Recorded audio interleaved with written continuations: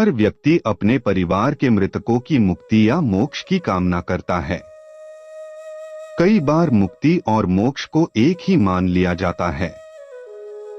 सामान्यतः यह अर्थ निकाला जाता है कि जन्म मरण के चक्र से छुटकारा मिलना ही मुक्ति या मोक्ष है।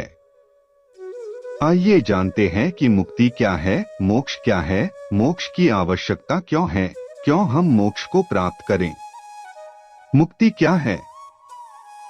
जब कोई सामान्य व्यक्ति मरता है तो उसकी सद्गति के लिए श्राद्ध या तर्पण करते हैं। कहते हैं कि कर्मों के अनुसार व्यक्ति यदि पशु, पक्षी या प्रेत आदि बन गया है तो उससे मुक्त होकर वह पुनः मनुष्य योनि में आ जाए या देवलोक चला जाए। इसके लिए गया में श्राद्ध कर्म किया जाता है। अंतिम कर्म ब्रह्मा कपाली में होता है। जैसे कोई रोग से मुक्ति हो जाए, कोई बुरी योनि से मुक्त हो जाए या कोई नरक से मुक्त हो जाए, यही मुक्ति का अर्थ है। वहीं शास्त्रों के अनुसार दुख से छुटकारे को मुक्ति कहा है। शास्त्रों के अनुसार मुक्ति दो प्रकार की होती है। पहला अनित्य या क्षणिक दुख निवृत्ति और दूसरा नित्य या आत्यंतिक दुख निवृत्ति। अनित्य या क्षणिक दुख निवृत्ति में कुछ देर के लिए दुख जाता है। जैसे जब मनुष्य सो जाता है या ध्यान की अवस्था में होता है तब उसे किसी प्रकार का दुख नहीं होता, किंतु जब ध्यान खोलता है, जागृत अवस्था में आता है, तब काम, क्रोध, लोभ आदि दुखों से पुनः घिर जाता है। अतः अनित्य या क्षणिक दुख निवृत्ति को प्रायः मुक्ति कहा जाता है। यानी कुछ पल के लिए दुखों से छुटकारा को मुक्ति कहते हैं। नित्य या आत्यंतिक दुख निवृत्ति को मोक्ष कहते हैं। यानी सदैव के लिए दुखों से मुक्ति और आनंद दोनों मिल जाने को मोक्ष कहते हैं। यानी मोक्ष एक ऐसी अवस्था है जिनमें व्यक्ति सदा के लिए दुखों से मुक्त हो जाता है और सदा के लिए आनंद युक्त होता है।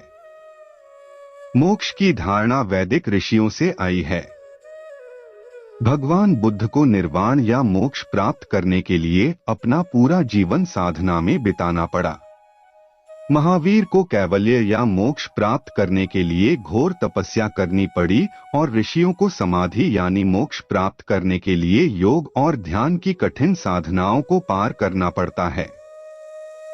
अतः सिद्ध हुआ कि मोक्ष को प्राप्त करना बहुत ही कठिन है।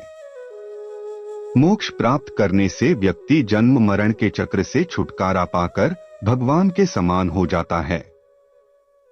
मोक्ष मिलना आसान नहीं। दुनिया में सब कुछ आसानी से मिल सकता है, लेकिन खुद को पाना आसान नहीं। खुद को पाने का मतलब है कि सभी तरह के बंधनों से मुक्ति। मौत के बाद नहीं मिलता है मोक्ष। यह आम धारणा है कि मरकर मिल जाती है मुक्ति। मरकर इस जन्म के कष्टों से मिल जाती होगी मुक्ति, लेकिन फिर से जन्म लेकर व्यक्ति को नए सांसारिक चक्र में पड़ना होता है। प्रभु की कृपा से व्यक्ति के कष्ट दूर हो सकते हैं, दूसरा जन्म मिल सकता है, लेकिन मोक्ष नहीं। मोक्ष के लिए व्यक्ति को खुद ही प्रयास करने होते हैं। प्रभु उन प्रयासों में सहयोग कर सकते हैं। मोक्ष क्या है? मोक्ष एक ऐसी दशा है जिसे मनोदशा नहीं कह सकते। इस दशा में न मृत्यु का भय होता है, न संसार की कोई चिंता।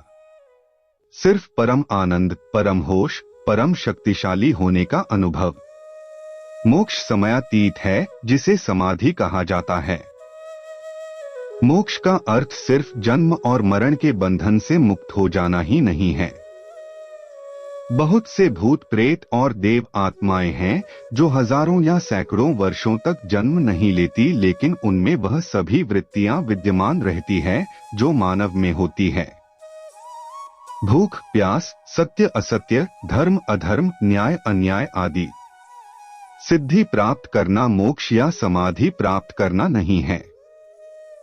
यह ईश्वर से साक्षात्कार करना भी नहीं है। ध्यान को छोड़कर संसार में अभी तक ऐसा कोई मार्ग नहीं खोजा गया जिससे समाधि या मोक्ष पाया जा सके।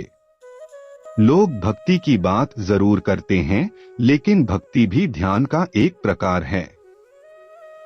अब सवाल यह उठता है कि कौन सी और किसकी भक्ति, यह खोजना जरूरी है। गीता में जिन मार्गों की चर्चा की गई है, वह सभी मार्ग साक्षित्व ध्यान तक ले जाकर छोड़ देते हैं। योग के सभी आसन ध्यान लगाने के लिए होते हैं। मोक्ष की आवश्यकता क्यों है? क्यों हम मोक्ष को प्राप्त करें? इसका सीधा सा उत्तर है कि हम बिना किसी के कहे ही मोक्ष चाहते हैं, इसलिए प्राप्त करना है। यानी हम दुख से मुक्त होना चाहते हैं और आनंद की अभिलाषा करते हैं। अब यह दोनों किसी को मिल जाए तो कहा जाता है कि वह मोक्ष को प्राप्त हो गया। कोई भी व्यक्ति दुख नहीं चाहता, सभी आस्तिक नास्तिक आनंद ही चाहते हैं। इसलिए ऐसा कहना उचित ही है कि सब मोक्ष चाहते हैं। ध्यान रहे, मोक्ष एक अवस्था है जिसके लिए किसी तरह के शरीर त्याग की जरूरत नहीं होती है। ये पूर्णतया इसी जीवन में सशरीर हासिल की जा सकने वाली स्थिति है। भगवान की प्राप्ति या मोक्ष मरने से पहले प्राप्त करना होता है, क्योंकि मरने के बाद कर्म करने का अधिकार नहीं है। मरने से पहले मोक्ष की अवस्था किसी को प्राप्त होगी, तभी वो मरणोपरांत परम गति को प्राप्त होगा। तुलसीदास, सूरदास, मीरा, प्रहलाद, परीक्षित आदि भक्तों ने पहले मोक्ष प्राप्त किया, फिर संसार छोड़ने के बाद परम गति को प्राप्त हुए।